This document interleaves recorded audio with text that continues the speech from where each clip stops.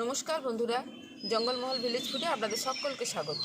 বড়দের প্রণাম এবং ছোটদের ভালোবাসা জানাই। আশা করি সবাই ভালো আছে।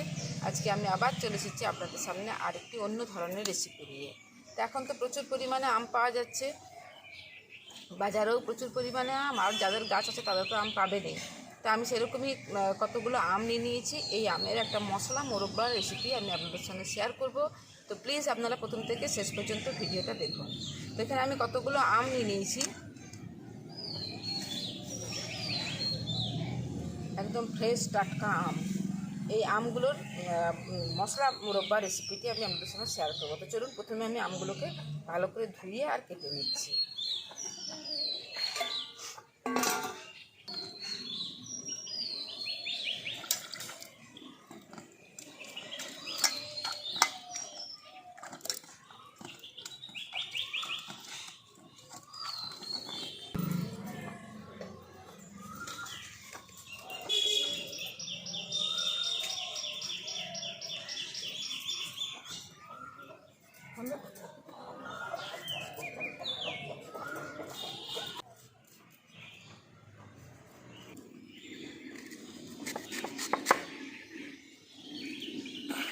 আঠির হয়নি, কিন্তু সেই আঠির ঘরটা একটু শক্ত শক্ত হয়েছে। মানে এইটা একদম পারফেক্ট, যে আমের মোরব্বা বানানোর জন্য একদম পারফেক্ট।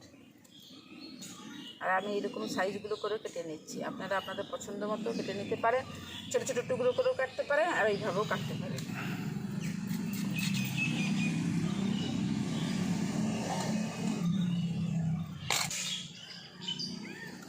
দেখুন, সমস্ত আমগুলোকে আমি কেটে নিয়েছি, আর আমগুলো এরকম পিস করে করে কেটে নিয়েছি।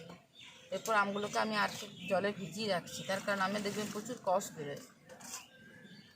একটু ভেজানো থাক এতে। এরপর আমি উনুনটা ধরিয়ে নিচ্ছি। দেখুন, উনুনটা ধরিয়ে নিয়েছি। এরপর কড়াটা বসিয়ে দিচ্ছি।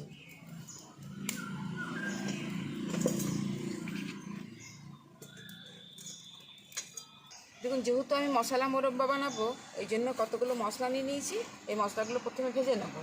তার জন্য দেখুন, এখানে নিয়ে নিয়েছি গোটা জিরে, গোটা মৌরি, গোটা ধনে, গোটা পাঁচফোড়ন, আর দুটো শুকনো লঙ্কা। মানে মোরব্বা মিষ্টি মিষ্টি তো, খুব একটা ঝাল হবে না, তার জন্য আমি মাত্র দুটো শুকনো লঙ্কা দিয়েছি। সমস্ত শুকনো মশলাগুলোকে আমি প্রথমে ভেজে নেব।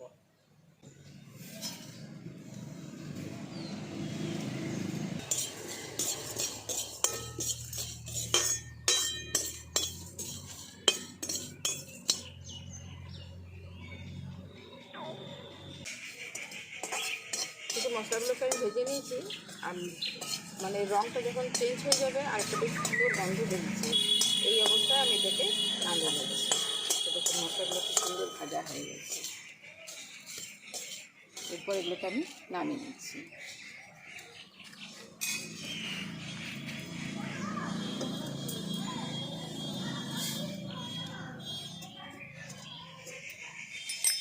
কড়াতে দিয়ে দিচ্ছি জল।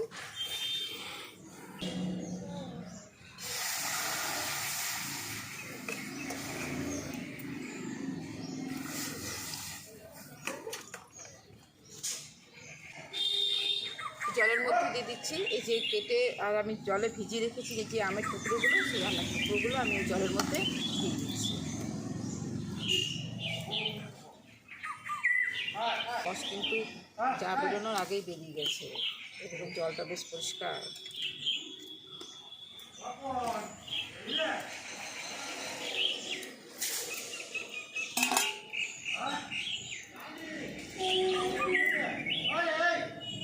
এর মধ্যেই দিয়ে দিচ্ছি লবণ।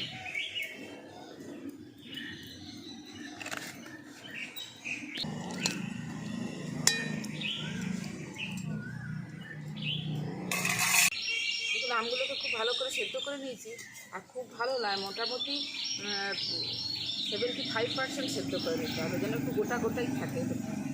এইরকম গরম আছে। এবারে আমগুলোকে আমি তুলে নিচ্ছি।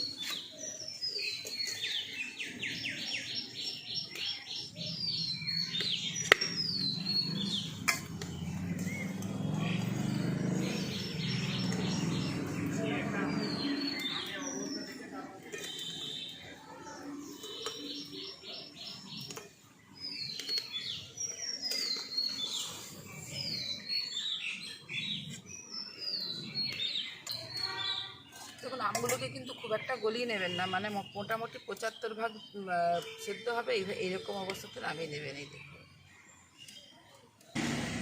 দেখুন মোটামুটি 500 ওজনের ছিল আমটা, তা আমাকে দিয়ে দিতে হবে প্রায় 400 ওজন মতো চিনি।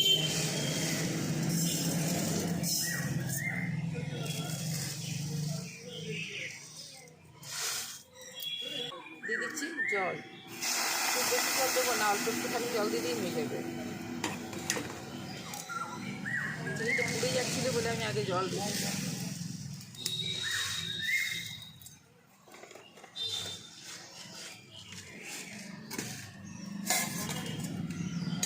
চিনিটাকে ভালো করে গুলিয়ে নিতে হবে।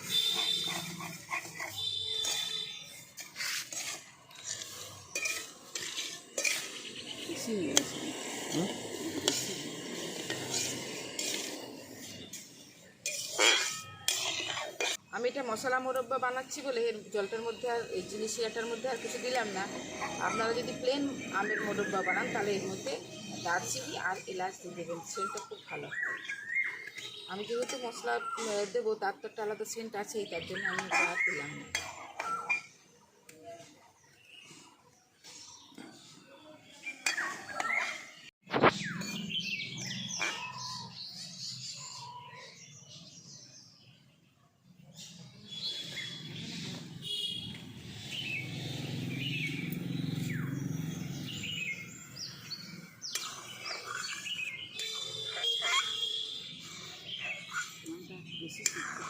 চিনির রসটা বেশ ফুটে গেছে আর এরকম একটা এক তার হয়ে গেছে।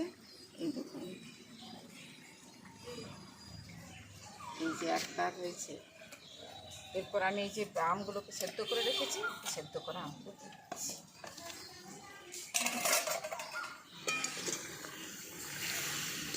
খুব হালকা হাতে আমগুলো নাড়তে হবে, খুব হালকা।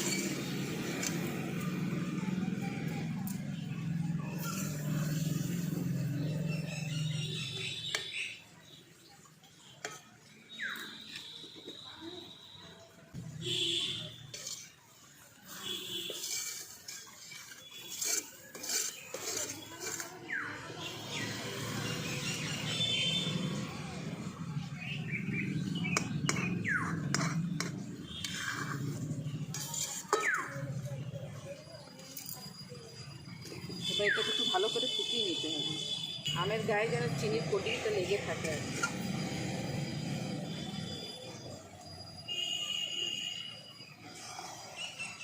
দেখুন এটাকে খুব ভালো করে ফুটিয়ে নিতে হবে এবং দেখবেন আমের যে কালারটা থাকে সেই কালারটা পুরো চেঞ্জ হয়ে যাবে। আর এই আমের যে চিনির যে শিরাটা, এই শিরাটা পুরো সেই আমের গায়ে একটা কোটিং হয়ে লেগে থাকে।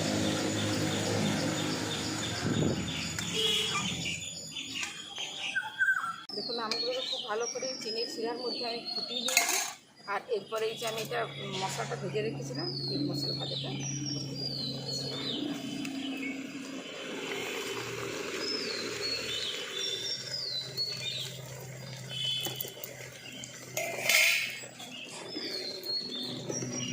তৈরি হয়ে গেছে মশলা মোরব্বা। আর এই যে মোরব্বাতে কী হয়, আমের গায়ে একটা চিনির কোটিং থাকে, কিন্তু দেখুন এখানে মানে চিনির শিরাটা বেশি দেখাচ্ছে, এটা ঠান্ডা হয়ে গেলে কিন্তু পুরো আমের গায়েতেই লেগে যাবে। এরপর এটাকে আমি নামিয়ে নিচ্ছি।